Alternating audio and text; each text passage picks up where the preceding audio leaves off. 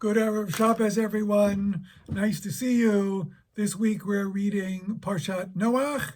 As you see, I'm all prepared with my ark, as it might flood again this week. So much happening.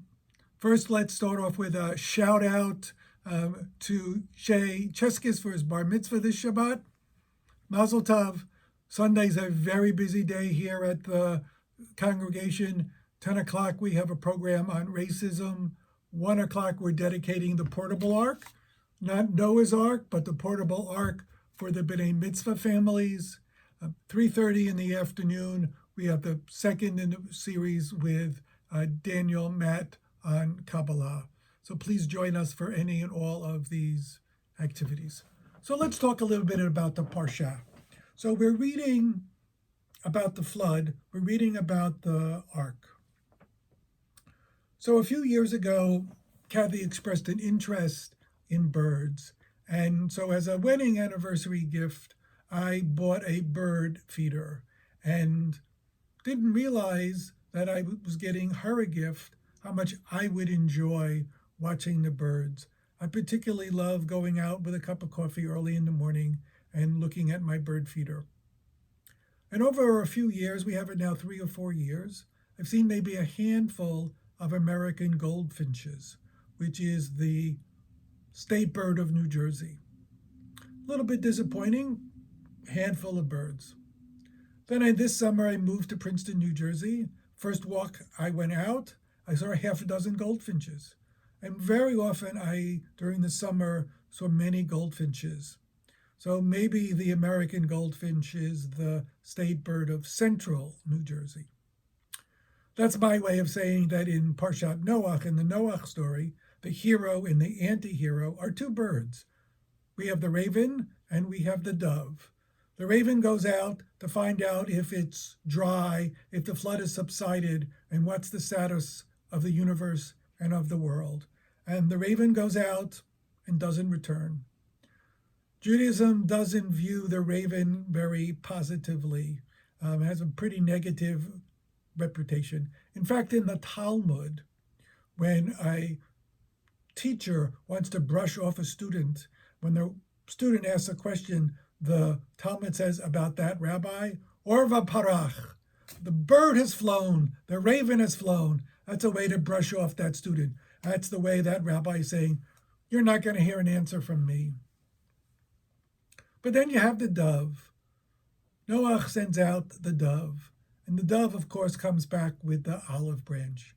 And since 1949, I think it is, we recognize from Pablo Picasso, who had entered that in the first International Peace Conference, the dove has become the worldwide symbol of peace. But in Judaism, the dove is not just a symbol of peace. In Judaism, it's the symbol of chesed. It's the symbol of kindness. Now, how did that come about? So you need to picture that Noach is deciding, well, okay, I wasn't successful with the first bird. What am I going to do now? I'm going to send out a bird that I know that I have a little bit of a relationship with, that it could be reliable, that will come back. And so what does Noach do? The text says, Vayishlach et Yonah me'ito. He chooses the dove, and it says he sends it away from himself. It doesn't say he just sends him away. It says from himself. But the verb is very interesting. It's not Vayishlach, he sent. It's Vayishalach, he sent away. It's the causative. So there's a slight verb change between the raven and from the dove, and it's mi'ito, from him. What's happening here? Because no word in the Torah is just going to be incidental. Every word has an impact, and every word has a meaning. So what exactly is happening here? It's even more startling a little bit further on in the text when the dove returns. And what does Noach say when the dove returns? It says, when it appears, he stretches forth his hands, takes her in, and brings it into himself. Into himself. What motivates the Torah to add that phrase? So maybe we have here the example of Noach learning about kindness and learning about love, which ultimately becomes the symbol of kindness and love to the world. It took Noach a little bit, 150 days inside the ark to learn to see the world differently.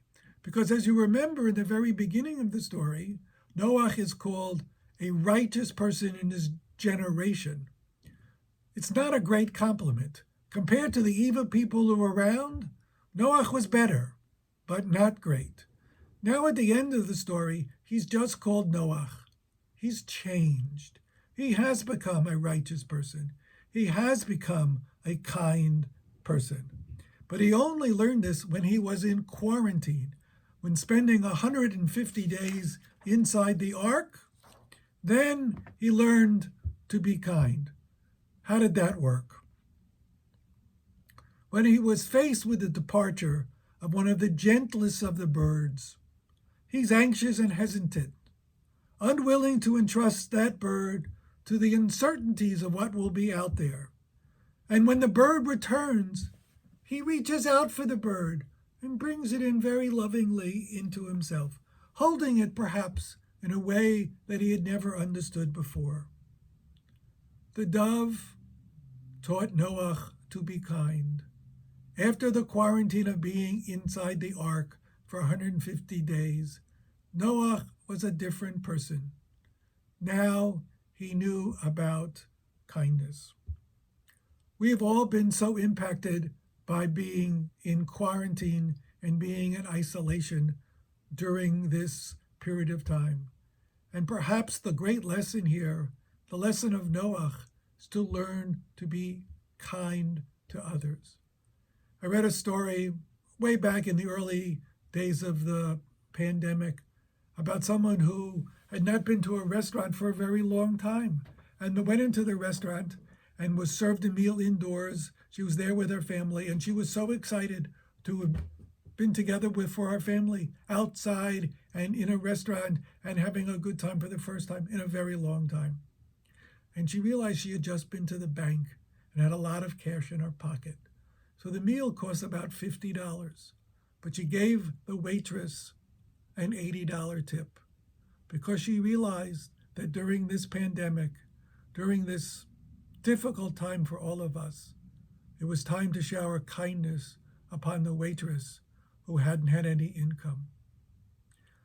It seems this to me that as we gather around the table on Friday night, this Shabbat, and we read that great story about Noach, and we read about the two birds, the raven and the dove, about the anti-hero and the hero, let us all learn the lesson of the dove. Let us all learn the lesson of Noach. Let us learn to be kinder and gentler now during the pandemic. Shabbat Shalom.